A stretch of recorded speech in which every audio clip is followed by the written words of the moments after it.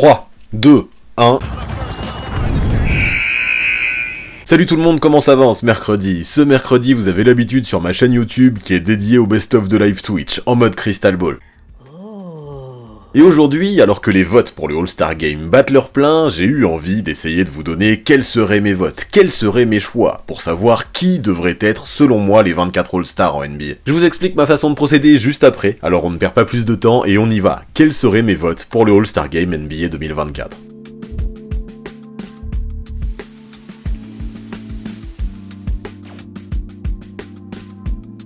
Aujourd'hui, je vais vous parler de mes votes, mes choix pour le All-Star Game. Et vous le savez, à nouveau, on va avoir l'équipe de la conférence Est qui va affronter l'équipe de la conférence Ouest. Par contre, quelque chose qui n'a pas changé, c'est que ces choix pour le All-Star Game se font par conférence. À chaque fois, il y en a 12 joueurs de la conférence Est qui sont élus, et 12 joueurs de la conférence Ouest. Pour les choisir, vous le savez, le 5 de départ est choisi par les fans, par les médias et les joueurs. Il faut 2 arrières, 2 guards et 3 front-court, 3 ailiers, 3 intérieurs. En tout cas, en gros, ils sont mixés, les ailiers et les intérieurs. Et ensuite, le banc qui est choisi par les coachs, où là, on a 2 guards et 3 front-court à nouveau, et on a aussi 2 wildcards qui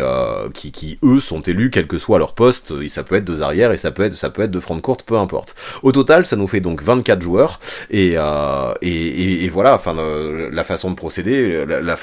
elle est comme ça. C'est d'abord les 5 de départ qui sont choisis par les fans, les médias et les joueurs, et puis ensuite les remplaçants qui sont choisis par les coachs. Mais moi aujourd'hui, je vais choisir tout le monde, je vais me mettre dans la peau de tout le monde, et je vais vous donner mes choix pour les 24 joueurs que je veux voir au All-Star Game. Et comment je vais faire pour ça? Je vais faire quelque chose, je vais essayer de faire un concept que je n'ai jamais fait. D'abord, je vais vous présenter tous mes joueurs qui sont lock pour les 2 conférences. Là, on va même pas parler de leur poste, même pas parler de leur conférence. Ça va être tous les joueurs classés par ordre alphabétique. Donc, quel que soit le contexte, ce que je disais, quel que soit leur poste ou leur conférence, je les veux au All-Star Game. Je n'imagine pas un All-Star Game sans eux, donc je commencerai par parler d'eux. Ensuite, on verra comment on les répartit, si on les met dans le 5 de départ, si on utilise les wildcards pour les prendre, peu importe. En tout cas, on commencera par mes joueurs lock. Donc voilà, tout ça, ça nous permettra ensuite de faire des 5 de départ, de voir comment on peut remplir le banc aussi avec ces joueurs lock, puis ensuite, dans un panel de joueurs qui me semble intéressant et qui peuvent mériter le All-Star Game dans les 2 conférences, on ira chercher ceux qui peuvent remplir les spots qui resteront dans chacune des 2 conférences une fois qu'on aura placé tous les joueurs bloqués, tous les joueurs lock, tous les joueurs qui me semblent obvious et no-brainer pour ces All-Star Game. Donc pour ça, je vais vous présenter mes choix au fur et à mesure, je vais vous présenter mes joueurs lock au fur et à mesure aussi, mais sachez que évidemment, comme pour chaque choix, comme pour chaque décision, j'ai fait appel à pas mal de critères pour faire mes choix, des critères qui, il me semble, doivent être essentiels pour le All-Star Game, et des critères qui, quasiment chaque année, sont plutôt suivis par les différents décisionnaires qui votent justement pour les représentants de la NBA au All-Star Game. Donc bien sûr, le critère numéro 1, c'est le niveau affiché par le joueur depuis le début de la saison. Si des fois, en termes de réputation et de charisme, une bonne campagne de play-off l'année précédente ou une bonne saison précédente peut aider, quand même, le critère numéro 1, ça va être de voir qui, depuis le début de la saison, est le meilleur et qui est le plus populaire aussi depuis le début de la saison, parce que la popularité au All-Star Game, c'est important, et donc qui mérite d'être au All-Star Game. Vraiment, c'est le début de saison qui doit être prioritaire quand on fait nos choix, quand on fait nos votes. Ensuite, une fois qu'on a regardé ça, la productivité, le bilan statistique d'un joueur, d'un point de vue individuel, est super important aussi. C'est souvent les joueurs qui font les meilleurs stats, qui ont le plus gros impact, qui ont le plus gros volume, qui se font élire parce que les stats sont super importantes pour le All-Star Game. Maintenant, le bilan de l'équipe est super important aussi. Si on veut comparer 2 joueurs qui font les mêmes stats, bien évidemment, celui qui fera ces stats-là dans une équipe qui est performante aura plus de chances d'être élu. D'autres critères que j'ai notés aussi qui peuvent être intéressants, je pense que le côté, la dynamique récente d'un joueur peut être important. Par exemple, un joueur qui est sur une phase ascendante, qui ne fait que progresser d'année en année, a plus de chances d'aller au All-Star Game qu'un joueur qui lui est sur la phase descendante, qui déçoit chaque année et qui cette saison a été encore moins bon que l'année précédente. Donc voilà, encore une fois, à stat égale, je préférerais toujours celui qui est dans la phase ascendante, peut-être qu'il n'a jamais eu de sélection All-Star jusque-là, comparé à un autre joueur qui en a eu plusieurs. Le rôle aussi est important. Je pense qu'un joueur pour être All-Star a plus de chances d'être All-Star, en tout cas si c'est le franchise player définitif de son équipe, ou alors, si c'est une option 2 de son équipe, pourquoi pas, il peut être All-Star, mais ça va être le cas surtout dans les équipes qui dominent leur conférence. Donc voilà, moi je ne veux que des franchise players ou des lieutenants ou des joueurs importants des équipes qui sont super bien classés dans leur conférence. Peut-être qu'il y aura quelques exceptions, mais en tout cas, c'est ce qui me paraît assez important pour être élu au All-Star Game. Et bien évidemment, pour quelques super légendes, je pense que le respect de la carrière est assez primordial. Voilà, même si des joueurs sont un petit peu décevants en début de saison, mais qu'ils ont fait une carrière incroyable et que tous les ans, depuis je ne sais pas combien de temps, ils sont au All-Star Game, peut-être qu'ils pourront bénéficier de certains passes droits. On en parlera tout à l'heure. En tout cas, voilà, moi, mes joueurs luck, je vais vous les présenter. Vous, à chaque fois, vous me direz, et on étudiera au fur et à mesure du live si vous êtes d'accord avec mes choix ou pas, en fonction des sondages que vont vous lancer les modos. Donc voilà, on commence par mes choix lock, tout poste et toute conférence confondue, tous ces joueurs que je veux absolument voir au All-Star Game, limite ce serait scandaleux s'ils n'étaient pas sélectionnés à mon sens. Donc on y va, et je vous présente le premier par ordre alphabétique. Allez, pour mes joueurs lock, je vais aller assez vite, même si pour certains je m'attarderai plus que d'autres, parce que pour certains ça fera peut-être plus débat que d'autres, mais voilà, mes joueurs lock, le premier c'est Bam Adebayo, et déjà, c'est peut-être un choix qui peut faire débat, qui peut faire discuter, parce que Bam Adebayo n'est peut-être pas un choix obvious, et n'est peut-être pas un choix lock pour tout le monde. Et pourtant, clairement, ce All-Star Game, je veux le voir avec Bam Adebayo, qui réalise une très bonne saison du côté de Miami, qui pour moi est le leader de Miami cette année. Il réalise sa meilleure saison en termes de points, en termes de passes aussi, c'est clairement le leader défensif du Miami, c'est peut-être pas le leader en playoff, on sait que ce rôle est à Jimmy Butler, mais Jimmy Butler a tendance à s'effacer un petit peu en saison, et pour l'instant en saison c'est clairement Bam Adebayo, pour moi, le leader, le meilleur joueur, le plus impactant de ce Miami Heat, avec sa polyvalence qui est assez extrême des deux côtés du terrain. Ok, c'est pas un shooter, mais mis à part ça, il peut cocher toutes les cases et avoir un gros rôle aussi bien en attaque qu'en défense. On le voit, de toute façon, quand on regarde ses stats, 22 points, 10 rebonds, 4 passes, plus d'une interception, plus d'un contre, des bons pourcentages, mis à part à 3 points, mais c'est pas grave parce qu'il en prend pas trop. Oui, il est grosse présence dans toutes les colonnes statistiques, il remplit toutes les cases. Clairement, c'est pour moi le joueur le plus important du Heat depuis le début de la saison. Cette équipe de Miami est 5ème de la conférence Est, elle flirte avec les 60% de victoire. Pour moi, pas de débat, Bam Adebayo mérite, il fait partie de mes locks pour le All-Star Game. Le deuxième lock que je vous montre aujourd'hui, Giannis Antetokounmpo. Évidemment, on va pas en parler longtemps de Giannis, on le voit, il suffit de regarder ses stats, il a toujours une production de MVP, plus de 30 points par match, plus de 10 rebonds, quasiment 6 passes, plus lui aussi, il tourne à plus d'un rebond et plus d'une interception, il a plus de 60% au tir, c'est quand même complètement dingue. Des deux côtés du terrain, il est ultra précieux, dans une équipe en plus de ça qui est top 2 de sa conférence, parce que les Bucks sont top 2 à l'Est, il a une ligne statistique, on vient de le dire, qui est énorme, une efficacité qui est réelle, qui est l'arrivée de Lillard ou pas du côté des Bucks, on a un Giannis qui est à son niveau, qui est égal à lui-même, on a un Greek Freak qui fait du Greek Freak, évidemment on va pas en faire des tonnes non plus le concernant, je n'imagine pas, mis à part une blessure, un All-Star Game 2024 possible sans la présence de Giannis Antetokounmpo. Le troisième que je vous présente, c'est Jalen Brunson, qui est lock, oui, et ça peut être une surprise parce que c'est un joueur qui n'a jamais été All-Star jusque-là, mais cette année, All-Star ou pas par le passé, peu importe, pour moi, il fait partie des joueurs obvious qui doivent participer au All-Star Game. Depuis les derniers playoffs, il s'est imposé comme le franchise player de ces New York Knicks, il a fait des grosses perfs depuis le début de la saison, j'en ai pas trop parlé dans mes critères tout à l'heure, mais c'est aussi important de faire des grosses perfs, des perfs marquantes. On a un Brunson qui est déjà arrivé à atteindre la barre des 50 points, qui a 2 fois atteint la barre des 40 ou qui l'a dépassé, dans une équipe des Knicks où en plus de ça, il s'est retrouvé un petit peu seul par moment, parce qu'on a un Julius Randle qui a mis du temps à monter en puissance, et pourtant, malgré ça, malgré les difficultés qu'il y a eu chez ces Knicks, qui ont connu un transfert aussi avec les difficultés qu'il y avait autour de Barrett et ce transfert qui a fait venir OG Anunoby, voilà, malgré toutes ces difficultés, on a eu un Brunson qui, quand il a été là, s'est montré au niveau, une équipe de New York qui, pareil, comme Miami, tourne autour des 60% de win, qui font partie du top 7 qui est très serré à l'Est, notamment entre la place 4 et la place 7, et pour ça, je pense que les New Yorkais peuvent vraiment remercier l'impact et la régularité de Jalen Brunson. C'est un joueur qui est un meneur de jeu, qui a beau ne pas être grand, il est très efficace sur ses drives, il a une grosse réussite près du panier, et ça lui permet justement d'impacter à tous les matchs parce qu'il est sûr de lui. En plus de ça, ça reste un shooter très correct qui tourne à plus de 42% à 3 points et c'est fort, c'est ce que j'aime bien, c'est un joueur qui est intelligent. Ok, il est très bon au shoot de loin et c'est un très bon scoreur qui peut marquer aux 3 niveaux, mais même quand il met pas ses shoots de loin, il peut avoir de l'impact en jouant autrement et pour moi, c'est l'une des grosses raisons du bon début de saison des Knicks, Jalen Brunson. C'est sur lui que tout repose, c'est celui par qui tout part dans cette équipe new-yorkaise, c'est le leader dans le jeu et dans les vestiaires chez les Knicks. Phoenix, et donc voilà, je vais pas en faire plus. Pour moi, Jalen Brunson, cette année, mérite le All-Star Game, limite sans débat possible. Et ensuite, pour enchaîner, évidemment, toujours dans l'ordre alphabétique, pour ce All-Star Game, bien sûr que je ne veux pas me passer du chef Stephen Curry. Bien sûr, après, à côté de ça, on le sait, on vit une saison compliquée, un début de saison compliqué, en tout cas, du côté de Golden State, mais là-dessus, même si, effectivement, notamment dernièrement, on a un Curry qui a connu des hauts et des bas, notamment sur le fait qu'il ait passé des matchs sans mettre de shoot à 3 points, chose qui n'était pas arrivée depuis des années, c'est quand même difficile, dans le bilan de Golden State de ce début de saison, d'accuser Curry,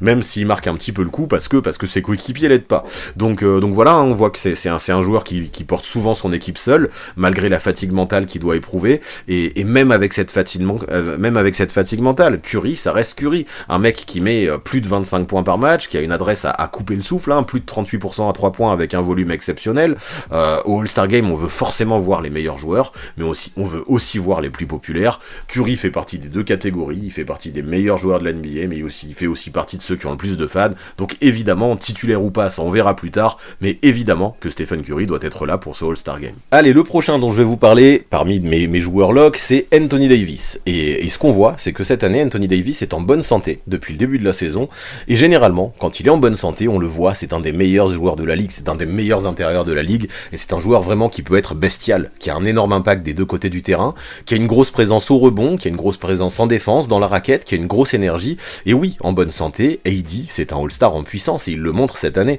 C'est vrai que globalement, les Lakers sont en difficulté de façon collective, mais Davis, même si parfois, je l'admets, il disparaît, il se rend un petit peu invisible lors de certains matchs où on le voit un petit peu soft, mais globalement, il reste quand même assez irréprochable et d'une régularité assez monstrueuse. C'est l'un des meilleurs défenseurs de la ligue à l'intérieur, c'est l'un des meilleurs rim protecteurs de la ligue, en fait, c'est l'un des meilleurs défenseurs tout court en NBA, tout ça en mettant quasiment, même en mettant plus de 25 points par match, avec de bons pourcentages en plus.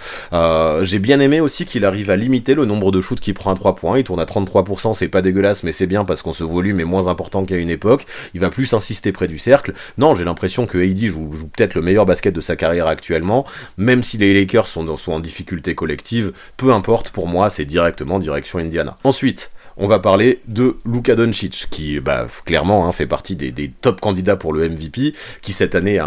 déjà toutes les autres années c'est le cas, mais cette année encore plus a un niveau offensif exceptionnel, qui a un volume de jeu de dingue vraiment, et qui porte cette équipe des Mavs quasiment à lui tout seul. Et si à Dallas on peut être un minimum ambitieux cette saison, si on peut avoir des objectifs de playoff et pourquoi pas un petit peu plus, c'est parce que Doncic, avant toute chose, est au four et au moulin et fait tout dans cette équipe. Il semble assez fit en plus physiquement, ça le rend plus performant, plus athlétique, ça lui permet de mieux attaquer le cercle et d'avoir un petit peu plus d'impact en défense, c'est important, et tout ça, on s'en rend compte, hein. Il s'agit quand même, le Slovène, c'est le 2e meilleur scoreur de la ligue, c'est le 4e meilleur passeur, lui aussi, il joue peut-être au meilleur niveau depuis le début de sa carrière, et bien sûr qu'il mérite d'être All-Star. Ensuite vient Kevin Durant, et c'est vrai que encore, on pouvait en parler pour certaines équipes, et à moindre mesure, les Suns parce qu'ils sont dans un bilan positif, mais à moindre mesure, les Suns font partie de ces équipes qui déçoivent depuis le début de la saison. N'empêche que ça reste une équipe qui reste au-dessus des 50% de victoires, et ça, pour moi, c'est avant tout grâce à KD. On a un Booker qui a été blessé une bonne partie du début de la saison, et ce qu'on voit, c'est que depuis qu'il est revenu, il est peut-être un petit peu moins percutant que l'an dernier, il est moins en vue, il fait ses stats, mais je trouve qu'il a moins de moments d'éclat et de coups d'éclat que la saison passée, et tandis que Bill, à côté de ça, qui devait être le 3e maillon, le 3e mousquetaire de ces Phoenix Suns, a toujours pas vraiment commencé sa saison, parce qu'il passe son temps à l'infirmerie, et il a encore du mal à se lancer et à trouver le rythme. Donc dans ces conditions, avec un Booker qui n'est pas aussi percutant que par le passé, qui a été blessé, avec un Bill qui est absent les 3/4 du temps, il y avait besoin d'un Kevin Durant qui faisait tout, et ça, depuis le début de cette campagne, on a un KD qui le fait parfaitement, il est dans le top 5 des scoreurs de la NBA, il a des pourcentages qui sont quasiment jamais vus avec un tel volume, imaginez, il tourne à 47,1% à 3 points, en prenant quasi 5 par match, c'est vraiment une dinguerie, il est quasiment à 50% de moyenne à 3 points, en prenant un volume de fou, et ce qui me rend, et ce que je trouve qui est encore plus dingue en fait, la plus grosse dinguerie, c'est de voir qu'il arrive à tourner à ses pourcentages en prenant des shoots que la plupart du temps il crée tout seul, qu'il envoie en pull-up, et des shoots qui sont super difficiles à mettre. Voir qu'il a ses pourcentages avec la difficulté de ses tirs et de sa sélection, c'est quand même complètement hallucinant, et on le voit en fait, KD avec ses mensurations, avec sa taille et avec ses qualités, il peut shooter sur n'importe qui, il n'y a pas grand monde qui peut défendre sur lui, et ça il le montre encore cette année à Phoenix. Donc ouais, c'est vrai que cette année, peut-être du côté des Suns, qui sont pas non plus un gros marché, il fait peut-être un petit peu moins parler de lui que certaines années, année, mais ça l'empêche pas d'être incroyablement efficace. C'est lui qui, jusque-là, porte cette équipe des Suns sur son dos. Il a un niveau élite, et pour moi, évidemment, c'est un All-Star évident, Kevin Durant. Ensuite, on continue avec les locks. Anthony Edwards. Anthony Edwards qui, pour moi, pareil, est un autre All-Star évident. De toute façon, on le voit, hein, c'est le meilleur joueur de la meilleure équipe de l'Ouest, qui se bat, en tout cas au sommet de la conférence Ouest, avec le Thunder, les Timberwolves. Et ces Timberwolves, c'est la très bonne surprise du début de cette saison. On avait des doutes l'an dernier sur la capacité de cohabiter de tous ces joueurs, et finalement ça fonctionne, parce que cette équipe de Minnesota est portée de la tête et des épaules par un Huntsman qui fait un début de saison de rêve. Hein. Tout est là de son côté, tous les critères, je trouve, pour participer au All-Star Game sont présents. Les stats, l'impact collectif, le côté être dans une bonne dynamique, être dans une dynamique d'ascension,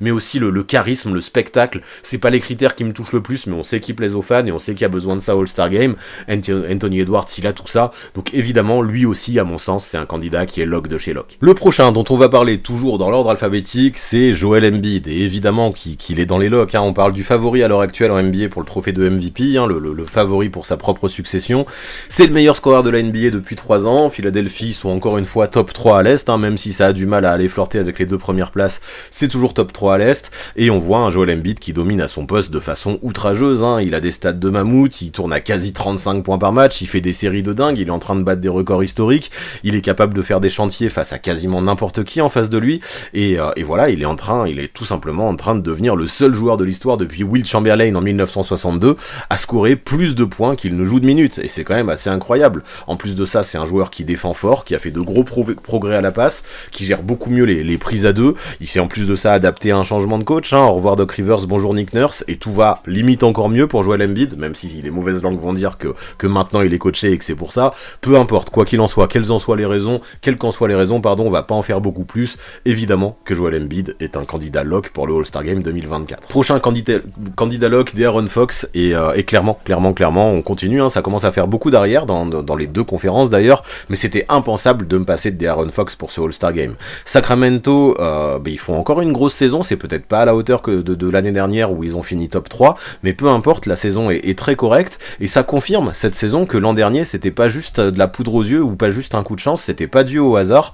Cette saison de Sacramento qu'ils ont faite l'année dernière, elle a été faite parce que l'effectif était bon, l'effectif était complémentaire, il était bien coaché, et surtout il était drivé de main de maître par un meneur de jeu qui s'appelle De'Aaron Fox, et qui a fait énormément de choses l'année dernière et qui continue à faire vraiment sur ce début de saison, et qui à mon sens mérite d'être mis en valeur. Sabonis, c'est un pion essentiel dans le dispositif des Kings, hein, c'est certain, c'est un mec qui est super polyvalent, qui pèse dans tous les secteurs offensifs, qui peut mettre des points, qui prend énormément de rebonds, hein, c'est le meilleur rebondeur de la NBA, qui peut aussi faciliter le jeu. Non, vraiment, Sacramento n'en serait pas là sans Domantas Sabonis, mais peu importe, c'est De'Aaron Fox que je vais mettre dans mes candidats lock, parce que la star de cette équipe des Kings, c'est bien lui, celui qui peut mettre 30 points par match, c'est lui, celui qui peut changer le cours d'un money time, c'est lui, le franchise player. Malgré tout le bien que j'ai à dire de Domantas Sabonis, c'est bien De'Aaron Fox, c'est un scoreur qui est dynamique, qui est spectaculaire, qui est clutch, et clairement, au vu de la saison des Kings, il faut un représentant des Kings au All-Star Game. Fox paraît parfait pour ce costume, voilà pourquoi il fait partie de mes candidats lock, et ça me semble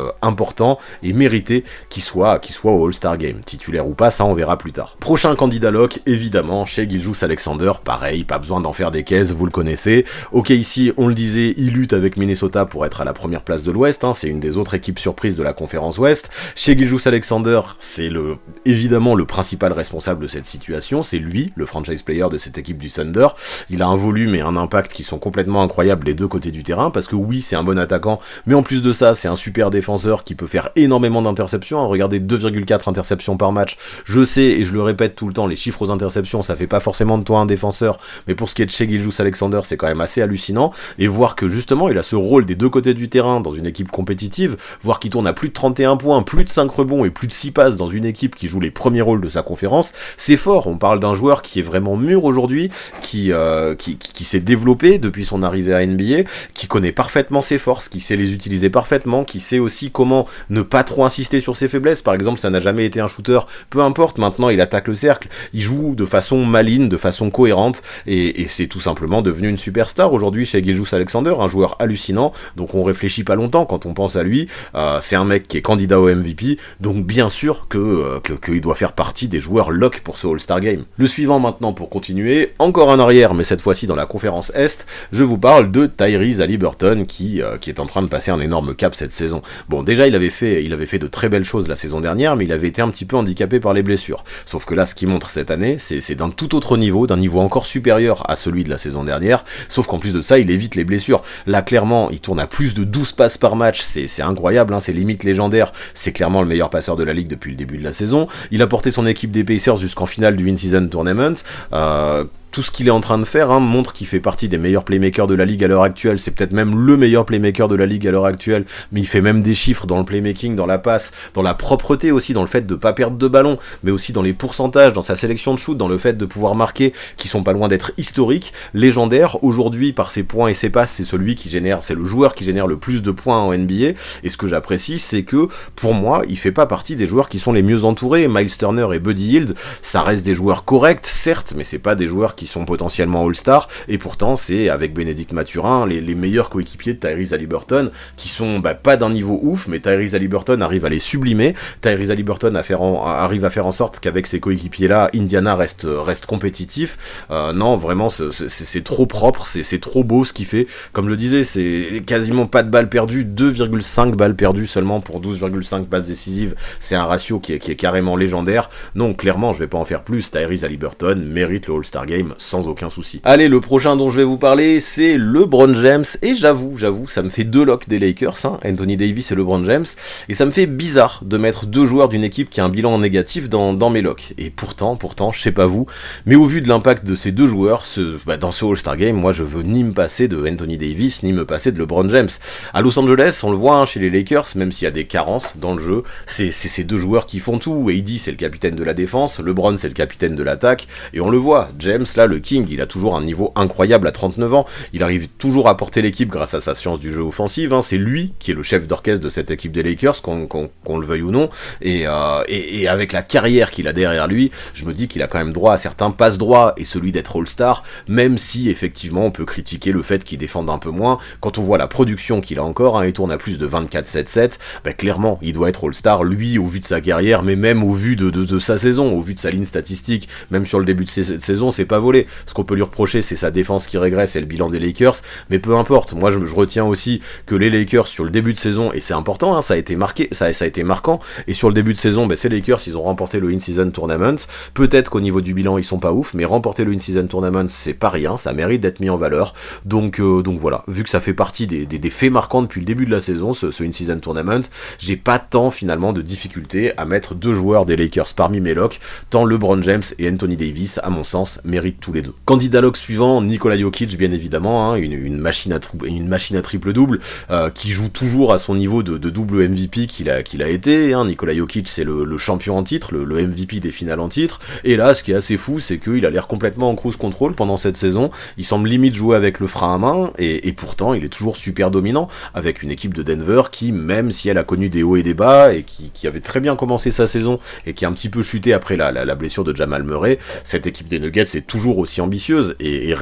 fait toujours partie des favoris pour sa propre succession, et en ce moment, clairement, il suffit de regarder sa ligne statistique, mais aussi le bilan des Nuggets qui sont 3e de la conférence Ouest,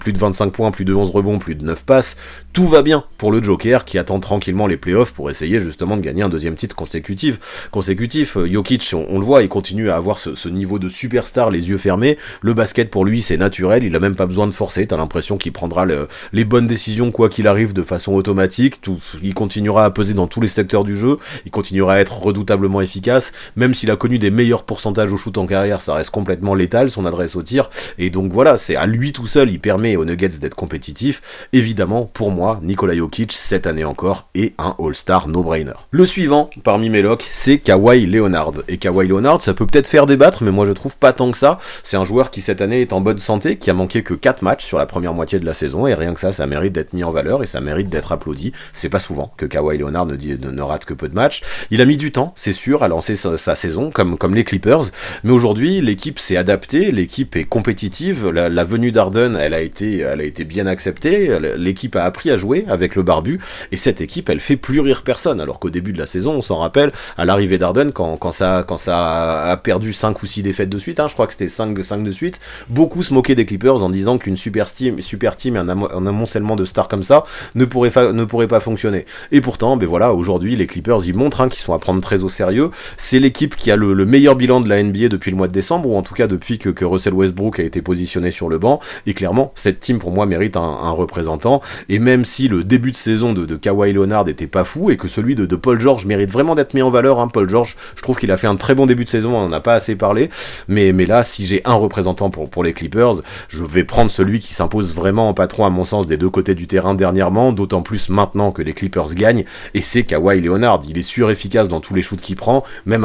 à 3 points, c'est ouf, il tourne à plus de 43% de réussite avec plus de 5 tentatives par match, c'est un joueur exceptionnel quand il est pas blessé, et là, justement, il est pas blessé, et il est en train de monter en puissance, vraiment individuellement et collectivement, on est en train peu à peu de revoir la meilleure version qu'on peut voir de Kawhi Leonard, et oui, rien que pour ça, pour moi, c'est un All-Star sans hésitation. Et je profite d'avoir parlé de Kawhi Leonard pour faire ma petite parenthèse, pour parler du sponsor du jour, The Bet. Tant qu'on parle de Kawhi et tant qu'on parle des Clippers, qui, comme je le disais, sont en pleine bourre en ce moment, parce que voilà, c'est une des équipes qui a le meilleur bilan récemment, parce que depuis que Russell Westbrook a été mis 6ème homme, je trouve qu'il y a une super alchimie, depuis que Leonard retrouve son statut de franchise player, l'équipe gagne, depuis que Harden est bien intégré, qu'il a fait sa place et qu'il arrive à bien doser entre le playmaking et le scoring, on voit que vraiment le danger peut venir de partout, surtout avec un Paul George qui s'affiche en lieutenant de luxe, qui est toujours aussi performant, mais qui kiffe aussi le travail de l'ombre et qui est très utile des deux côtés du terrain, pendant que Westbrook sort du banc et joue le rôle de dynamiteur. Mais on se rend compte que cette équipe des Clippers, elle gagne, elle est très compétitive, et surtout, dans cette équipe des Clippers, tout le monde s'épanouit sous les ordres de Tyronn Lue, qui est réputé pour gérer les égos des stars, et ça, il le fait vraiment bien. Donc, est-ce que c'est un feu de paille en ce moment? Est-ce que ça va durer jusqu'au playoff? C'est difficile à dire. Quoi qu'il en soit, cette équipe, elle joue actuellement du très très bon basket, et si la santé reste là, et si les joueurs évitent l'infirmerie, on sait que c'est un petit peu leur péché mignon, je pense que cette équipe de Los Angeles peut être un des candidats sérieux au titre. Je dis pas forcément un des favoris, mais au moins un outsider. Et quand je vois leur cote qui est de 10 pour remporter le titre, je dis pas encore une fois qu'ils vont être champions, mais cette cote me paraît ouf. Donc si vous êtes joueur et que vous voulez tenter cette cote de 10 qui vous permettra de faire un x10 sur votre mise avec The Bet, mais je vous invite à vous inscrire. Pour ça, vous rentrez le code 6ème homme, ça vous permettra d'obtenir l'équivalent de votre premier dépôt en free bet, et ces free bets, ça vous permettra justement d'avoir des paris gratuits pour tenter des bons petits coups, sans prendre de risques, parce qu'il s'agira de paris gratuits qui vous seront offerts en bonus lors de votre inscription. Mais ce qu'il faut retenir, c'est que, risque ou pas, évidemment, on le sait, c'est interdit aux mineurs, donc si t'as moins de 18 ans, les paris sportifs, c'est pas pour toi, mais surtout, il faut vraiment apprendre à maîtriser son bankroll pour avoir une façon responsable de pratiquer les jeux d'argent. Donc vous pariez si vous voulez, vous suivez mes conseils concernant les Clippers qui ont une cote de x10 si vous voulez, mais vraiment, je compte sur vous pour le faire responsablement, tout en gardant bien en tête que le meilleur moyen pour faire de la thune, si vous voulez faire de la thune, c'est de trouver un boulot. Donc voilà, je vous souhaite bonne chance sur The Bet, et nous on reprend le live avec mes joueurs lock pour le All-Star Game 2024. On reprend avec un autre joueur qui est lock pour moi, en continuant dans l'ordre alphabétique, et je vais vous parler de Tyrese Maxey. Je vous cache pas que au départ j'ai hésité à le mettre dans les locks ou dans les joueurs réservistes que je choisirai plus tard en fonction des places qui restent, et même si je sais que c'est pas si évident que ça, qu'il mérite sa place cette année, moi je me disais que si de toute façon je faisais cette espèce de pool de joueurs dans les réservistes, le premier que je serais allé chercher au vu de la saison qu'il est en train de faire, c'est Tyrese Maxey. Donc plutôt que de faire l'hypocrite et de le mettre dans les réserves pour aller le chercher directement, je me suis dit autant assumer jusqu'au bout et le mettre dans les locks. Et clairement avec lui je parlais du côté ascension, d'être sur une bonne dynamique, et je trouve qu'il est très très important pour lui, parce que chaque année on a de nouvelles attentes pour Tyrese Maxey, chaque année on essaye de mettre ses attentes encore plus hautes, et chaque année je trouve qu'il répond aux attentes. Là cette année voilà, il a vu augmenter ses responsabilités du côté de Philadelphie, il a fait de gros progrès dans le playmaking, lui qui tourne à plus de 6 passes décisives par match, je pensais pas qu'il était capable de se montrer aussi bon balle en main, et ça permet à Philadelphie d'être compétitif malgré le départ de James Harden et malgré la situation qu'il y a eu à gérer, cette espèce de petit drama qu'il y a eu à gérer en début de saison. Donc tout ça, si Philadelphie arrive à s'en sortir bien évidemment, c'est grâce à Joel Embiid, on en a parlé, c'est grâce à Nick Nurse qui fait du très bon boulot pour son arrivée en tant que coach à Philadelphie, mais aussi grâce à Maxey qui mûrit vraiment, je trouve, qui joue un basket de plus en plus propre, qui arrive aussi à être percutant de plus en plus régulièrement, il a de moins en moins de phases de down, et ces phases de down, quand il les connaît, elles sont moins en moins basses, tout ça c'est intéressant, et clairement, là j'ai envie de dire que lui aussi porte cette équipe, avec un Joel Embiid qui, lui, est à l'intérieur, on a un Tyrese Maxey en électron libre qui tourne autour et qui arrive vraiment justement à profiter des qualités de son pivot, et clairement qui joue un basket de All-Star à l'heure actuelle. On voit que, avec ses responsabilités qui ont augmenté, son volume a augmenté, et en parallèle, son efficacité, elle, n'a pas complètement chuté. Ses pourcentages sont toujours propres, il a même un meilleur ratio assist-turnover que l'année dernière. Non, tout ça, souvent, voir que quand tu augmentes tes responsabilités, tu arrives à pas chuter dans la propreté, c'est la marque des joueurs, et des grands joueurs, et pour toutes ces raisons, pour tout ce qu'il fait actuellement à Philadelphie, je trouve que cette saison, Tyrese Maxey mérite une étoile pour le All-Star Game, et voilà pourquoi, malgré les petites hésitations que j'ai eues au début, je l'ai quand même mis dans mes candidats lock. Ensuite, des locks, il nous en reste 3, et le prochain, c'est Donovan Mitchell à Cleveland, parce que, je disais tout à l'heure, je crois que c'était pour Giannis, que Giannis faisait du Giannis, et bien à Cleveland, on a un Donovan Mitchell qui nous fait du Donovan Mitchell. C'est pas suffisant pour l'instant pour que les Cavs soient mieux que top 4, pour qu'ils visent le top 3, n'empêche que, pour l'instant, derrière ce top 3, cette équipe des Cavaliers, elle est à l'affût, elle est juste derrière, comme la saison dernière en gros, et c'est bien de voir que cette équipe reste compétitive malgré toutes les blessures qu'elle a connues depuis le début de la saison, entre Jarrett Allen qui a manqué le début de la campagne, puis Mobley, puis Garland qui ont manqué beaucoup de matchs, il y a eu beaucoup d'incertitudes du côté de Cleveland, il y a eu beaucoup d'instabilité, il y a eu une infirmerie qui a toujours été bien remplie, et pourtant on a un Donovan Mitchell, malgré ce qu'on peut lui critiquer, je sais que je lui reprochais, je sais que certains le critiquent parce qu'il trouve trop individualiste, ou parce qu'il défend pas assez, peu importe, moi je trouve que match après match, c'est lui, c'est Spida qui porte l'équipe avec des perfs à plus de 40 points, comme il a fait récemment à Paris, pour le Paris Game, et voilà, on le voit, de toute façon il remplit toutes les cases statistiques, toutes les colonnes, il tourne aussi à plus de 5 rebonds, il fait aussi plus de 5 passes, il fait des interceptions même si c'est pas un grand défenseur, il est dans une équipe qui est top 4, tous les critères que je listais au début, je trouve que Mitchell les remplit, il tourne aussi quasiment à 28 points par match, non, il n'y a pas besoin d'en dire plus, le bilan, tout est là, le niveau individuel, le niveau collectif, tout est là, pour moi, Mitchell, c'est un All-Star obvious. Autre All-Star obvious, évidemment, Jason Tatum, là on parle tout simplement du meilleur joueur de la meilleure équipe de la NBA, et même si on pourrait faire des débats comme vous voulez, moi j'en ferai pas longtemps, le meilleur joueur de cette équipe des Celtics depuis plusieurs années, c'est Jason Tatum, c'est lui le leader de cette équipe, et même si à Boston, c'est vrai qu'on a une team et un effectif qui est sacrément équipé, avec du Jaylen Brown, du Kristaps Porzingis, du Jrue Holiday, du Derrick White, qui pourraient limite tous prétendre à être All-Star, on bégaye pas longtemps. Comme je disais, Tatum, ça reste le franchise player de cette équipe, c'est lui qui a les responsabilités sur le dos avant tous les autres, et en tournant à plus de 27 points, plus de 8 rebonds, avec des gros pourcentages au tir en plus, à 2 points, à 3 points, il les assume amplement, ses responsabilités, dans une équipe qui domine la NBA en termes de bilan. Donc oui, c'est un All-Star évident, et dans aucun monde, le All-Star Game 2024 à Indianapolis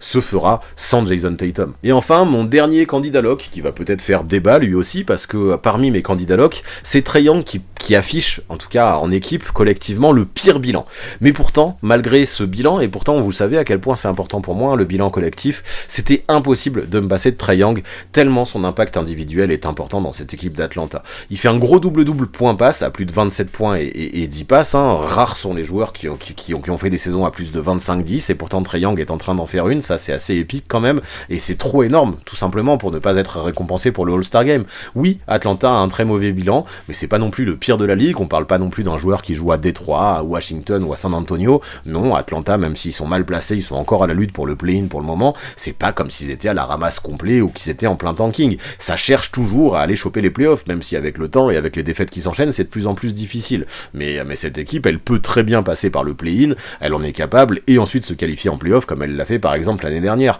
Et ce qui est sûr, c'est que si elle a encore ses espoirs, c'est que chez les Hawks, c'est Young qui contrôle tout le jeu offensif, son volume et ses stats sont trop importants pour ne pas être All-Star, certes il ne défend pas, mais All-Star Game, la défense on s'en fout un peu, on peut s'en passer, et avec toutes ces raisons, je trouve que, voilà, ok, à Atlanta ça gagne pas, l'équipe est complètement déséquilibrée,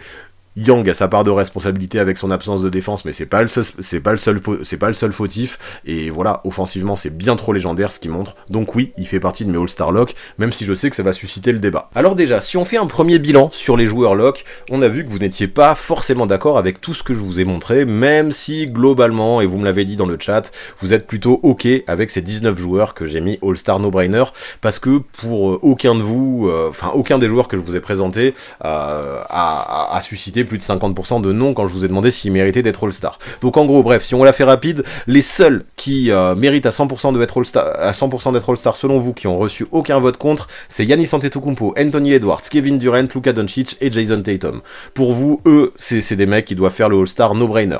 Tyrese Haliburton, vous êtes 3% à penser qu'il ne doit pas être All-Star. Voilà, Tyrese Haliburton, on en a déjà assez parlé, pour moi il mérite. Nikola Jokic, 4% d'entre vous qui pensent qu'il ne doit pas être All-Star. On va arrêter d'abuser sur Nikola Jokic, on sait ce qu'il vaut, bien sûr qu'il mérite d'être All-Star. Il y a eu quelques trolls dans le chat, comme les trolls, 6% d'entre vous qui pensent que Joel Embiid ne doit pas être All-Star cette année. À mon avis, il y a quelque chose qui me manque. Alors peut-être que vous pensez qu'il a pas joué assez de matchs. Pour l'instant, c'est quand même le numéro 1 de la course au MVP. Il a joué assez de matchs. On verra ce que ça dit, mais pour le moment, à l'heure actuelle, je ne vois pas comment il mériterait pas d'être All-Star. Anthony Davis, vous êtes 7% à penser qu'il ne mérite pas d'être All-Star. Pourquoi pas avec le bilan des Lakers, mais à mon avis,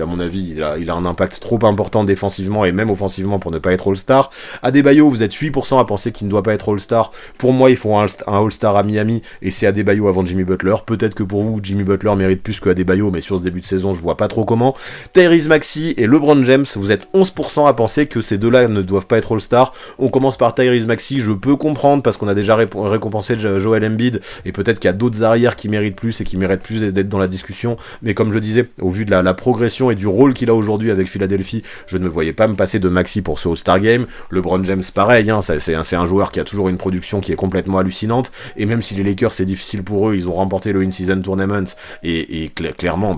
voilà, LeBron individuellement dans l'impact, il coche toutes les cases. Kawhi Leonard, vous êtes 14% à penser qu'il ne mérite pas d'être All-Star. Ça, je comprends pas. Franchement, je comprends pas. 14%, ça commence à faire beaucoup en plus. Mais Kawhi Leonard, c'est le leader de ses Clippers. Et ses Clippers, c'est peut-être la meilleure équipe du moment à l'heure actuelle. Donc pour moi, il mérite d'être All-Star. Donovan Mitchell, 18% à penser qu'il ne mérite pas d'être All-Star. Alors je veux bien qu'il ait de la concurrence, mais Donovan Mitchell, leader d'une équipe incontestable en plus, et leader incontestable d'une équipe qui est top 4 de sa conférence. Je ne comprends pas pourquoi il ne mériterait pas d'être All-Star. Mais visiblement, 18% d'entre vous en tout cas, je sais pas, j'ai pas compris vos arguments, mais pourquoi pas. 20% pensent que Brunson ne doit pas être All-Star. Pareil, au vu de ce qu'il fait aux Knicks et au vu de ce que font les Knicks, je comprends pas non plus. Et pareil, pour le reste, Trae Young, vous êtes 38% à penser qu'il doit pas être All-Star. Ça, je peux le comprendre au vu du bilan des Hawks, même si 38%, je trouve ça un peu beaucoup. Mais comme je le disais, il compense avec son impact statistique. De'Aaron Fox, vous êtes 39% à penser qu'il doit pas être All-Star, donc presque 1 sur 2. De'Aaron Fox, je comprends pas pourquoi il serait pas All-Star. À moins que vous auriez préféré Sabonis du côté de Sacramento, mais non, pour moi, le leader, c'est De'Aaron Fox. Et s'il y en a un qui mérite d'être All-Star à Sacramento, c'est Fox. Et Sacramento mérite un All-Star. Donc ça, je capte pas trop non plus. Et enfin, vous êtes 44%. Et c'est celui qui a le plus gros score à penser que Stephen Curry ne mérite pas d'être All-Star cette année, et je veux bien entendre que le bilan de Golden State est mauvais cette année, je veux bien entendre que le chef fait peut-être une moins bonne saison que ce qu'il a fait par le passé, mais moi ça je m'en fous de comparer cette saison de Stephen Curry avec celle qu'il a faite par le passé. Je compare le début de saison de Stephen Curry avec celle des autres arrières de la conférence Ouest, et même si Golden State ne fonctionne pas bien, comme je disais, finalement Golden State a un meilleur bilan que les Hawks de Trae Young, et Curry fait des stats, alors c'est peut-être pas un aussi bon passeur, mais il score plus, et ça reste Stephen Curry, et clairement, lui aussi, comme LeBron James, font partie des joueurs qui ont le privilège de l'expérience, de la légende, etc., et tant qu'ils resteront à un très bon niveau, parce que Curry et James jouent toujours à un très bon niveau, ils seront All-Star évidents, ils seront All-Star lock, et pour moi, même si vous êtes 44% à penser que Curry ne mérite pas d'être All-Star cette année, je ne peux être qu'en désaccord avec vous par rapport à tout ça. Donc maintenant, ce qui se passe, c'est que mes locks, je vais les assumer, que vous soyez d'accord ou pas. De toute façon, on a vu, pour vous. J'ai oublié de parler de Shai Gilgeous-Alexander aussi, bien sûr, pour 100% d'entre vous, il était All-Star aussi cette année. Donc là, les principaux désaccords, je le rappelle, c'était Stephen Curry, Trae Young et De'Aaron Fox. Peu importe, moi ça reste mes locks et je vais les situer dans les équipes. Quoi qu'il en soit, conférence par conférence, avec les locks, j'ai essayé de faire le 5 de départ. Et là, ce que j'ai fait du côté de la conférence S, c'est que j'ai mis Haliburton en meneur, j'ai mis Donovan Mitchell en poste 2, Jason Tatum en poste 3, Giannis Antetokounmpo en 4 et Joel Embiid en 5. Pour moi, dans ce 5, il y a 4 no-brainers.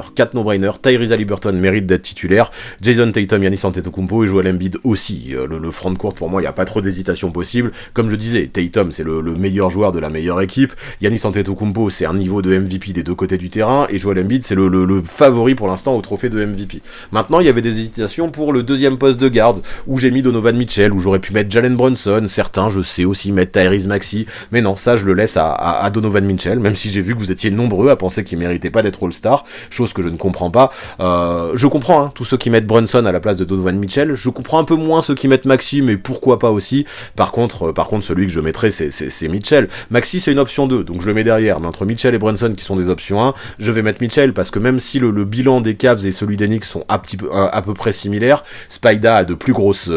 stats, un plus gros impact aussi pour moi sur la win du côté de Cleveland que ce que Brunson l'a du côté de New York, et surtout Mitchell a dû faire avec beaucoup plus de blessures à ses côtés,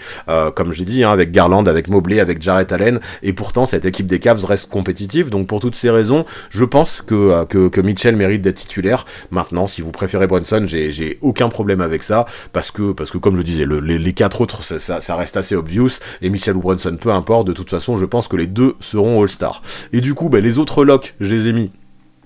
là où il restait de la place,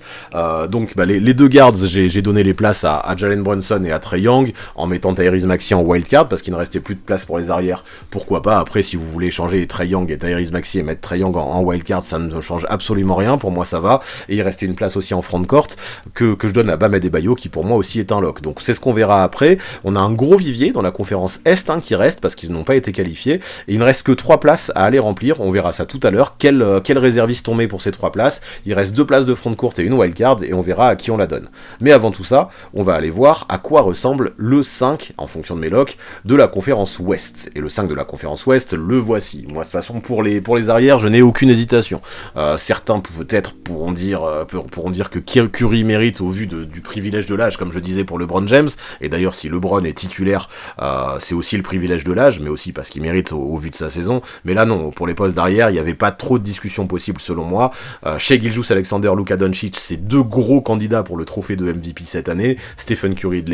ne l'est pas. Pour moi, c'est eux qui méritaient d'être les 2 titulaires sur les postes arrière. Et ensuite, pour le frontcourt, il pouvait y avoir des débats, je pense. Nikola Jokic, je l'aurais mis directement. Et ensuite, ça peut se jouer entre LeBron James et Kevin Durant que j'ai mis, mais aussi avec Kawhi Leonard et pourquoi pas Anthony Davis. Kawhi Leonard, j'avais envie de le mettre, et c'est peut-être celui que j'aurais le plus mis à la place de LeBron James, parce que Kevin Durant, je le laisse, même si Phoenix est décevant. Kevin Durant porte trop cette équipe à lui tout seul, donc j'aurais peut-être mis Kawhi à la place de LeBron, mais comme je disais, LeBron il a le privilège de l'âge et de l'expérience, c'est lui aussi qui est le plus populaire, je sais qu'une bonne partie du monde de la NBA le considère comme le GOAT, il a droit, quand il y a hésitation, on n'hésite pas longtemps, il a droit à sa place d'office de titulaire pour remplacer Kawhi Leonard. De toute façon, Kawhi Leonard il sera All-Star comme Anthony Davis, et ils seront dans les remplaçants. Donc le 5, le voilà, je sais pas si celui que vous aurez fait, mais celui qui me semble le plus cohérent, et donc les autres locks, je vous les ai mis aussi, donc voilà, il nous restait 3 arrières, Stephen Curry, Anthony Edwards et De'Aaron Fox que j'ai mis De'Aaron Fox dans les wildcards, mais encore une fois ça se discute, peu importe, vous pouvez changer, ça change pas grand chose. Sur les frontcourts, mais bien évidemment viennent Kawhi Leonard et Anthony Davis dont on a parlé, et qui eux deux pourraient prétendre à une place de titulaire, et ce qu'on voit dans cette conférence Ouest, c'est qu'une fois qu'on a mis tous les locks, ça fait déjà 10 joueurs, et il reste déjà plus beaucoup de place, parce que dans cette conférence il n'en reste que 2 qu'il va falloir attribuer à un frontcourt et à une wildcard, et là aussi il va y avoir du boulot et pas mal de débats. Du coup là, on va essayer de voir qui est-ce qu'on prend pour les 3 dernières places qui restent à l'Est. Donc je vous les ai mis les cases à droite, donc comme vous le voyez, il reste la place pour 2 frontcourts et la place pour une wildcard, et je vous ai mis pas mal de petits candidats qui peuvent plus ou moins prétendre de loin, même s'il y en a qu'on va vite écarter, et on va être honnête avec ça. Par exemple, on le voit, je vous ai mis Cade Cunningham, parce que Cade Cunningham, évidemment, il fait des bonnes stats du côté, il fait des bonnes stats du côté de Détroit, même s'il s'est blessé, et de toute façon je sais même pas s'il sera de retour pour le All-Star Game. C'était bien de le mettre, mais on sait très bien que de toute façon le bilan des Pistons n'est pas assez haut. Je l'enlève direct, regardez, je le mets en transparent. Cade Cunningham n'aura pas sa place ici. DeMar DeRozan, pour des raisons qui sont similaires, c'est la même chose. Alors Chicago a quand même un meilleur bilan que Détroit, mais le problème de DeMar DeRozan, c'est que lui, il a pas forcément l'apport statistique aussi fort que les autres joueurs dont on a parlé. Il ne score pas assez, il score moins que les autres, il est pas aussi impactant, tout simplement, que les autres, il a pas aussi autant de volume dans le jeu, et en contrepartie son équipe n'est pas assez performante, parce que Chicago il galère encore pour essayer de se trouver une place dans le play-in. En parallèle, DeMar DeRozan est plutôt sur la pente descendante que la pente ascendante. Pour moi ça va être dur pour lui de trouver une place pour le All-Star Game. Ensuite on a Damian Lillard qui peut forcément prétendre à une place pour ce All-Star Game, dans la mesure où c'est le 2e meilleur joueur de l'équipe qui a le 2e meilleur bilan de la conférence Est, donc forcément que ça parlera fort. Lui je vais attendre un petit peu avant de l'enlever. Cam Thomas, dont on pourrait parler, mais que je vais enlever tout de suite aussi, parce que son début de saison a fait plaisir, mais on a vu, hein, c'est un très bon scoreur qui est gifté vraiment dans le domaine, mais qui est trop unidimensionnel, je trouve, dans ce secteur, qui est pas forcément non plus le meilleur joueur des Nets, une équipe des Nets qui n'a pas le meilleur bilan du monde. Donc Cam Thomas, je voulais lui faire un petit big up, mais je l'enlève très vite. Derrick White, lui, je ne l'enlève pas tout de suite parce que ça peut parler. Un joueur d'une utilité incroyable chez ces Celtics qui sont premiers à l'Est et qui pour l'instant n'ont qu'un seul représentant avec Jason Tatum. Je pense qu'il leur en faudra un deuxième représentant à ces Celtics qui ont juste le meilleur bilan de la NBA. Donc est-ce que ça va être Derrick White? Je ne sais pas, mais je trouvais que c'était bien de lui faire un big up parmi les arrières. Derrick White, gros défenseur qui fait un petit peu oublier Marcus Smart, hein. Alors je sais bien qu'il était déjà là, Derrick White, l'année dernière aux Celtics, mais on le savait, Smart c'était le cœur et l'âme de ces Celtics et tout le monde disait que les Celtics allaient galérer, moi le premier, hein, sans Marcus Smart. Derrick White arrive justement à amener cette passion, cette envie, et je trouve que c'est très fort ce qu'il fait à Boston et ça mérite d'être mis en avant. Paolo Banchero, qui, on n'a pas parlé de joueur du Magic jusque là, et Paolo Banchero, ça va valoir le coup d'en parler aujourd'hui parce que c'est clairement le meilleur joueur du Magic pour moi, et même si le Magic a un petit peu levé le pied ces derniers temps, ils ont fait un gros début de saison en étant un petit peu la darling de ce début de saison et ça mérite d'être mis en avant. Scottie Barnes aussi, qui est dans une situation compliquée du côté de Toronto, n'empêche que Scottie Barnes, aujourd'hui l'équipe est construite autour de lui, et même si les Raptors n'ont pas beaucoup de victoires, peu importe, Barnes fait des bonnes choses et ça mérite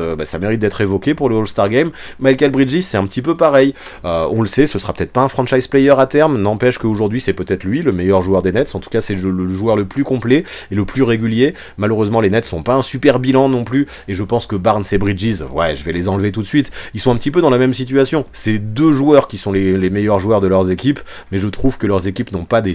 bilans suffisamment assez bons pour que je les qualifie, donc je les grise tout de suite, même si c'était bien de leur faire un big up. Jaylen Brown, hein, qui est le lieutenant de Jason Tatum, je disais depuis tout à l'heure qu'il fallait un deuxième joueur du côté des Celtics, et clairement je pense que je vais pas bégayer longtemps, ça va être Jaylen Brown, et regardez, on va pas perdre de temps, je le mets directement là, c'est Jaylen Brown, je le prends. Alors bien sûr on aurait pu mettre Derrick White, parce que comme je disais, il a un gros apport du côté des Celtics. On aurait pu mettre Kristaps Porzingis, hein, qui a vraiment transformé l'équipe et qui a un gros apport aussi à l'intérieur et qui est pour beaucoup du côté de Boston. Mais non, la place, même si Jaylen Brown est un petit peu décevant cette saison et que ça fait des années qu'on attend plus de lui, ça reste quand même lui, le deuxième meilleur joueur de cette équipe de Boston. Boston qui mérite d'avoir deux joueurs, donc c'est Jaylen Brown que je prends. Et malheureusement, du coup, si je prends Jaylen Brown, je vais pas pouvoir prendre Derrick White et Kristaps Porzingis, que je vais mettre aussi en transparent. Donc voilà, déjà, on a fait pas mal de tri. Jimmy Butler, qu'on pourrait prendre comme deuxième joueur du 8 derrière Bam Adebayo, pourquoi pas. Julius Randle, qu'on pourrait prendre aussi comme deuxième joueur des Knicks derrière Jalen Brunson, pourquoi pas. Et Franz Wagner, qui mérite aussi qu'on dise un mot sur lui, parce que pour moi, aujourd'hui, le meilleur joueur de Orlando, c'est Paolo Banchero, c'est lui le franchise player. Mais Franz Wagner a aussi beaucoup apporté sur le début de la saison, et les deux étaient quasiment sur un pied d'égalité. Maintenant, soyons honnêtes, je ne mettrai qu'un seul joueur de Orlando, et il n'y en aura pas deux, et si j'en mets un, ce sera Banchero, ce sera pas Wagner. Donc voilà, déjà, il nous reste plus que 4 joueurs pour 2 choix. Et là, de toute façon, avant tout, il nous faut un autre front de courte. Et ce qu'on voit, c'est que j'ai le choix entre Banchero, qui est le meilleur joueur de son équipe, une équipe qui a été bonne depuis le début de la saison, et 2 joueurs qui sont dans des équipes où j'ai déjà eu des représentants. Butler, avec Adebayo à Miami qui est top 5 à l'Est, et Julius Randle, alors qu'il y a déjà Jalen Brunson dans une équipe de New York qui est top 6, top 7 à l'Est. Et bien là, j'ai plutôt envie de récompenser Banchero, qui est lui le meilleur joueur de son équipe d'Orlando, qui est top 7 à l'Est. Donc let's go. C'est à Paolo Banchero que je donne cette deuxième place de front de courte. Et là, du coup, il nous reste une wildcard. Ça peut être n'importe qui, ça peut être Lillard, ça peut être Randle et ça peut être Jimmy Butler. Là, j'ai bien envie de récompenser Julius Randle, parce que Julius Randle, depuis le mois de décembre, je le trouve vraiment énorme, une montée en puissance qui est assez hallucinante, et il fait beaucoup de bien aux Knicks. J'ai été très critique avec lui sur le début de la saison, mais force est de constater que maintenant, là, après un départ un petit peu lent, il est à la hauteur. Jimmy Butler, pareil, je pourrais avoir envie de le récompenser. Lui, c'est plus pour l'historique, mais est-ce que je vais le récompenser? Non, je vais le griser tout de suite, tout simplement parce que Miami, ils font pas non plus partie des premiers rôles à l'Est. Et Jimmy Butler, c'est pas son truc, le All-Star Game, je suis pas sûr qu'il y tienne beaucoup, et donc je vais pas le mettre. Là, du coup, si je devais vraiment peut-être juger au mérite individuel, j'aurais tendance à prendre Randle devant Damian Lillard. Sauf que là, je suis en train de me dire, est-ce que vraiment New York mérite d'avoir 2 joueurs au All-Star Game si Milwaukee n'en a qu'un? Et je suis pas sûr, parce que là, si on fait le bilan dans cette conférence Est, j'ai 2 joueurs pour Boston qui est premier à l'Est, j'ai Jaylen Brown et Jason Tatum. J'ai 2 joueurs pour Philadelphie qui est troisième, avec Joel Embiid et Tyrese Maxey. Par contre, j'ai qu'un seul joueur du côté de Milwaukee, et à New York, j'en ai déjà un aussi, alors que New York se classe beaucoup moins. Donc désolé, c'est une question de bilan collectif, mais même si j'adore ce que fait Julius Randle depuis le mois de décembre et qu'individuellement il mériterait, là-dessus, je vais élire Damian Lillard pour le All-Star Game, juste pour le bilan des Bucks, parce que, à mon sens, les Bucks, qui sont deuxième de la conférence Ouest, méritent plus d'avoir 2 représentants que les Knicks. Donc ça se joue à ça, mais voilà, du coup, qui est-ce que je sélectionnerai pour la conférence Est? Maintenant, du coup, on fait la même chose pour la conférence Ouest, et là encore, il y a des gros noms, comme vous le voyez, parce que chez les arrières, parmi tous ceux que je n'ai pas qualifiés parmi mes locks, bah déjà, ce qu'on voit, c'est qu'il y a que 2 places que j'ai mises à droite, une place front court et une place wildcard, donc dans le meilleur des cas, il n'y aura qu'un seul arrière. Et ce qu'on voit, c'est que dans les arrières, pardon, je bois une gorgée,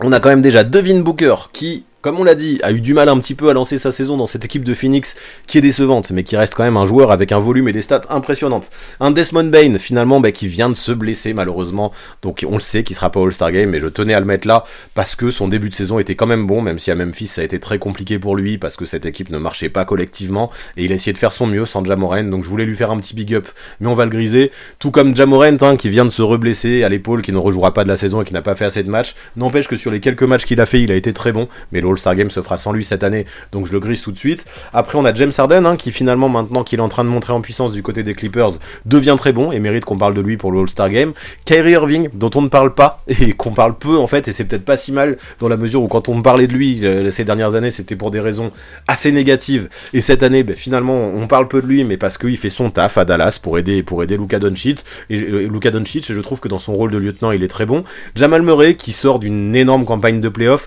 qui galère un petit peu à avoir le même niveau qu'il avait en playoff, qui a eu aussi quelques pépins physiques en début de saison, mais qui reste le deuxième meilleur joueur d'une équipe des Nuggets, qui est top 3 de sa conférence, donc ça mérite d'être évoqué. Fred VanVleet, j'en donne quelques mots, mais je vais le griser aussi très vite, on le sait très bien, par rapport aux autres arrières, il est quand même en dessous, mais Fred VanVleet, je trouve que son arrivée aux Rockets est impressionnante, il s'est vite mué en cerveau de cette équipe, il a montré son talent dans le playmaking, et il a aidé cette équipe à passer un cap, donc je tenais à lui dire un mot, même si je vais le griser tout de suite. Donc voilà, on a encore 4 arrières, on pourra en choisir qu'un seul maximum, et on verra déjà si on en choisit un, parce que peut-être qu'on choisira 2 frontcourt, parce que quand on voit le monde cacher les frontcourt, là aussi il y a pas mal de choses à dire. Déjà on a Paul George, comme je vous le disais, pour moi Paul George, c'était lui qui réalisait le meilleur début de saison chez les Clippers avant que Kawhi Leonard ne monte en puissance. Donc forcément, Paul George mérite du crédit pour ce All-Star Game. Rudy Gobert, donc difficile de dire qui est le deuxième meilleur joueur des Wolves derrière Anthony Edwards, mais ce qu'on voit c'est que on a Rudy Gobert et Karl Anthony Towns qui méritent aussi qu'on parle d'eux, dans la mesure où leur équipe est première de la conférence Ouest, et on a quand même 2 autres joueurs derrière Anthony Edwards qui ont des rôles qui sont primordiaux et qui sont prédominants et qui ont besoin qu'on parle d'eux et qui pourraient aussi potentiellement participer au All-Star Game. Chet Holmgren, évidemment aussi, ça peut paraître très anticipé pour un rookie d'être un vrai candidat pour le All-Star Game, mais dans la mesure où OKC fait partie des 2 meilleurs bilans de la conférence Ouest et que à OKC pour l'instant il n'y a que Shai Gilgeous-Alexander qui a été pris, Chet Holmgren mérite qu'on discute de lui sérieusement. Lauri Markkanen ensuite, qui fait de bonnes stats, mais je vais vite l'enlever parce que le bilan de Utah par rapport à tous ceux dont j'ai parlé jusque-là me semble quand même un petit peu en dessous. Domantas Sabonis, on le voit, Sacramento peut-être a un bilan trop bas pour envisager avoir 2 joueurs pour le All-Star Game, mais Domantas Sabonis quand même niveau statistique c'est assez exceptionnel, ça reste le meilleur rebondeur de la ligue, ça reste un super pivot passeur, et même s'il a du mal en défense, il est essentiel dans ce dispositif des Kings, et c'est bien de le mettre en avant. On a aussi Alperen Sengun, qui également fait de très bonnes choses du côté de Houston. On s'attendait pas à ce que ce soit le cas, mais c'est le meilleur scoreur de cette équipe des Rockets, qui pourtant a essayé d'avoir des ambitions et qui a bien recruté, qui a fait venir des grands joueurs, et pourtant, malgré ça, Sengun a continué à progresser, s'impose comme le meilleur joueur de l'équipe, et une équipe qui en plus de ça est en train de faire sa place pour jouer le play-in et les playoffs, donc je pense que c'est bien de parler de Sengun. Towns, on en a parlé juste avant, forcément un joueur majeur de l'équipe qui a le meilleur bilan de l'Ouest, on va en parler aussi. Ou Victor, je l'ai mis aussi parce que ses stats individuelles sont assez démentes, mais c'est un petit peu trop tard, et surtout le bilan de San Antonio est bien trop bas. Je pense que ça peut lui permettre d'être rookie de l'année, parce que pour être rookie de l'année, le bilan on s'en fout. Par contre, pour participer au All-Star Game, je pense que le bilan est trop important, donc j'enlève Victor. Et Zion Williamson, qui est dans une équipe des Pelicans qui galère un petit peu cette saison, mais Zion Williamson qui fait des stats. Malheureusement, ses stats sont un petit peu en deçà de ce qu'il a fait par le passé. On a connu un meilleur Zion Williamson, et quand je parlais encore de courbe ascendante et descendante, Zion Williamson, je le sens pas trop sur la courbe ascendante, même si c'est positif qu'il soit sur le terrain cette année. Je vois pas de résultats vraiment marquants des Pelicans cette saison, où les Pelicans seraient top 3 à l'ouest par exemple, ni de performances assez marquantes de façon individuelle de Zion, donc je l'écarte assez vite, même si clairement il aurait pu mériter. Donc non, je l'écarte pas tout de suite, parce que quand même on va en discuter. Là, ce qu'on voit, c'est que tous les joueurs qui sont là, en tout cas Devin Booker, James Harden, Kyrie Irving, Jamal Murray, Paul George, Rudy Gobert, Karl Anthony Towns, Chet Holmgren et Domantas Sabonis, il y a déjà un autre joueur de leur équipe qui a été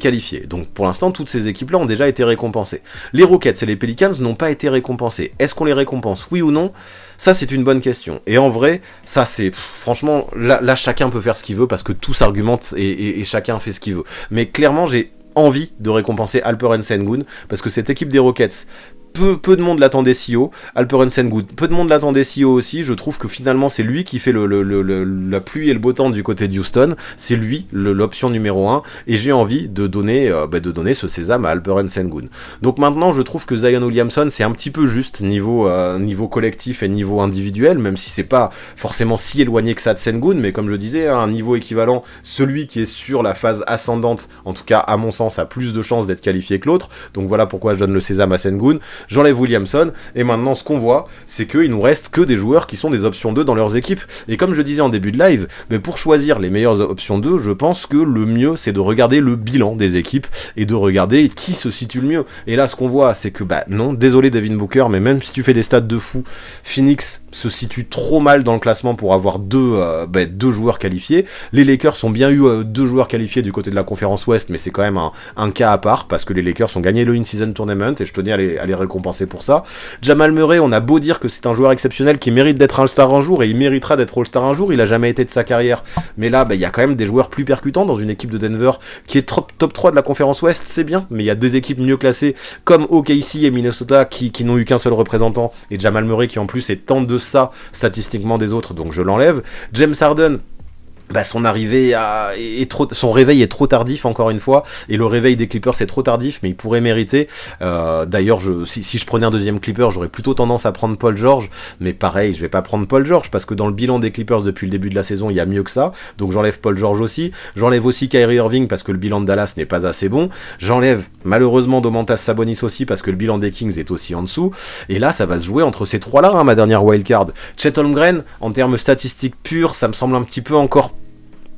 anticipé. Je comprends qu'on puisse le mettre parce que j'ai bien envie de récompenser OKC, mais Chet Holmgren, je l'enlève tout de suite. Et en fait, ce que je fais, et ça me paraît assez logique, c'est que je vais récompenser un deuxième joueur de l'équipe qui a le meilleur bilan de la conférence Est, et pour moi, là, ça va se jouer entre Rudy et Karl Anthony Towns, et là, c'est vraiment une question de préférence en fonction de comment vous voyez la hiérarchie à Minnesota. J'aurais envie de mettre Rudy, tellement son impact défensif est essentiel du côté de Minnesota, sauf qu'on le sait, le All-Star Game, c'est quand même un match d'attaque, et j'ai vraiment envie de mettre en valeur ce que fait Karl Anthony Towns, parce qu'on n'en parle pas assez. Certes, offensivement, il a déjà fait des meilleures saisons, n'empêche qu'il tourne quasiment à 22 points par match, mais surtout, cette année, je trouve qu'il joue un jeu vraiment très intelligent, et surtout, il s'est mis à défendre, il a appris à faire des sacrifices, à jouer, et à jouer différemment, à mettre peut-être un petit peu de côté ses points, pour donner plus son énergie en défense, ce qui fait que Minnesota est une des meilleures défenses de la ligue, parce que forcément, Rudy Gobert abat un travail phénoménal en défense, mais je trouve qu'à côté de lui, il a du Jaden McDaniels et du Karl Anthony Towns qui font leur boulot aussi, et Karl Anthony Towns défensivement, je trouve meilleur que ce qu'il a jamais été,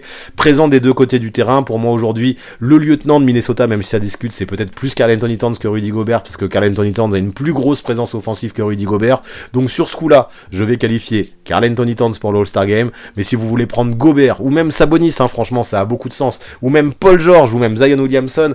ou même Devin Booker, franchement ça va se jouer à très peu de choses cette wildcard. Je pense que c'est une question de préférence, la mienne va vers Karl Anthony Towns, parce que comme je vous le disais, je pense que Minnesota mérite d'avoir 2 représentants, et pour le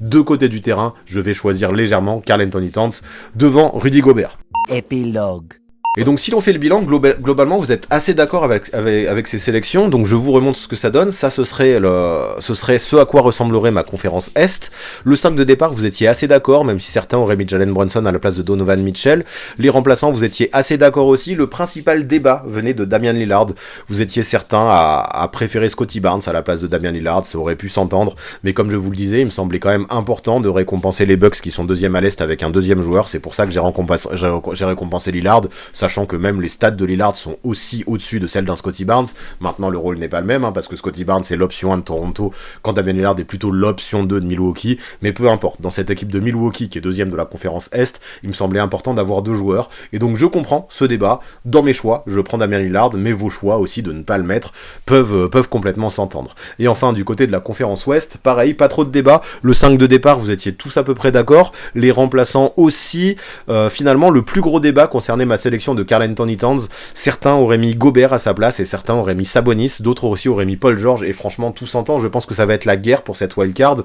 Chacun aura ses arguments, chacun pourra privilégier et hiérarchiser les critères comme il veut. Moi j'ai voulu être cohérent par rapport à ce que j'ai fait pendant tout le long de ce live et tout le long de cette vidéo. J'avais mis 2 représentants dans la conférence Est pour chaque équipe qui était dans le top 3. Dans la conférence Ouest, je n'avais qu'un seul représentant pour Minnesota. Ça se jouait entre Karl Anthony Towns et Rudy Gobert vu qu'il me restait en place. J'ai préféré Karl Anthony Towns pour le niveau offensif, mais Gobert, au vu de son rôle défensif, aurait pu mériter aussi. Mais vraiment, c'est pour respecter ce côté bilan collectif que j'ai mis Karl Anthony Towns. Certains ont préféré Sabonis. Je comprends, mais voilà, pour moi, une deuxième option, quand tu prends une deuxième option, c'est important de regarder le bilan collectif. Anthony Davis est bien là, mais les Lakers ont gagné le In-Season Tournament, donc ça peut compenser. Donc voilà pourquoi j'ai pris cette cohérence. Sengun, vous étiez tous à peu près à valider sa présence, alors que je pensais qu'il y aurait plus de débats le concernant. Non, au final, voilà mes sélections, elles se discutent clairement, et je comprends que certains n'auraient pas les mêmes, mais je suis assez content, parce que c'est ce qu'on a vu dans le chat. Pour beaucoup d'entre vous, elles semblent assez cohérentes, parce qu'il n'y a pas eu beaucoup de désaccords dans ces sélections, et en tout cas, voilà, les joueurs qui selon moi seront les 24 pour aller au All-Star Game cette saison. Je vous remonte vite fait la conférence Est, sachant que Tyrese Haliburton ne sera peut-être pas présent le jour du All-Star Game vu qu'il s'est blessé. On parle d'une réévaluation dans 2 semaines, on verra où il en est, mais clairement on le sait, chaque année de toute façon au All-Star Game il y a des blessés qui ne peuvent pas tenir leur rang, donc ça c'est mes sélections si jamais les 24 joueurs dont je parle sont vraiment en pleine forme, mais sinon on l'a vu, que ce soit dans la conférence Ouest avec tous les mecs que j'ai grisés, ou même dans la conférence Est aussi avec tous les mecs que j'ai grisés, il y a des réservistes, il y en a un paquet,